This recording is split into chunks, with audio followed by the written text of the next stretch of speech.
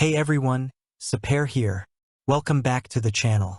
If you're new here, I'm a professional colorist and filmmaker, and I'm obsessed with making your footage look absolutely cinematic. Before we start, make sure to follow me on Instagram at Sepehr.Colorist, where I post daily color grading tips, behind-the-scenes breakdowns, and exclusive content you won't find anywhere else.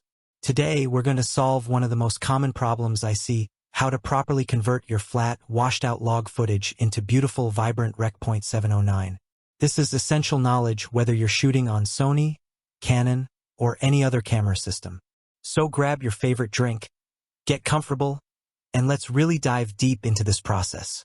Now, if you're looking at your footage right now thinking, why does this look so dull and lifeless? Don't panic. That's exactly how log footage is supposed to look straight out of camera. You see, log profiles are designed to preserve the maximum possible dynamic range.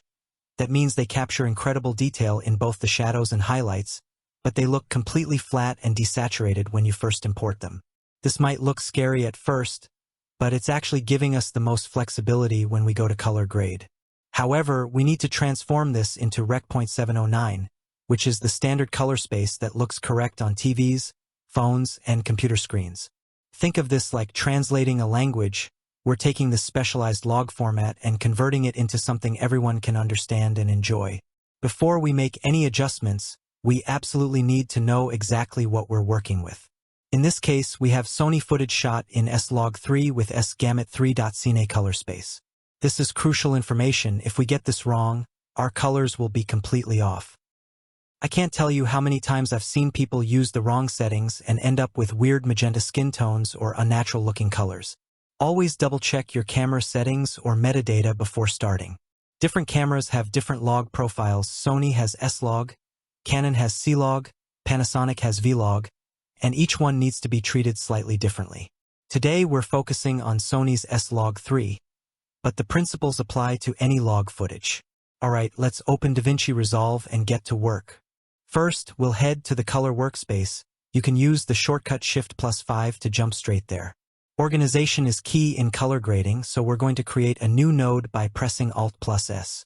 I like to name my nodes to keep track of what each one is doing. Let's call this one log to Rec. 709. Why do we use nodes? Well, they let us make non-destructive adjustments and keep our workflow clean. As your grades get more complex, you'll thank yourself for being organized from the start. Trust me, when you come back to a project months later, you'll be so glad you named your nodes properly. Now for the magic, we're going to add a color space transform effect. This is where the real conversion happens. Here are the exact settings we need. For input color space, we select S-Gamut3.Cine. Notice I said Cine, not the regular S-Gamut3. This small difference matters a lot for accurate colors, especially skin tones. For input gamma, we choose S-Log3.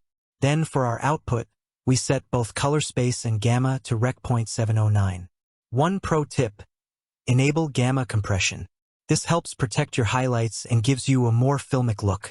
It's these little details that separate good color grades from great ones. And just like that, look at this transformation. We've taken our flat, lifeless log footage and brought it to life with accurate, vibrant colors that are ready for the next stage of grading. Notice how the skin tones look natural, how the shadows have depth but still retain detail, and how the highlights aren't blown out.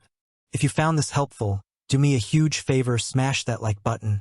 It really helps the channel. Subscribe if you haven't already. I post new tutorials every week. And don't forget to follow me on Instagram at Sepehr.Colorist for daily color grading content. Drop a comment below telling me what camera you shoot with and what log profile you use.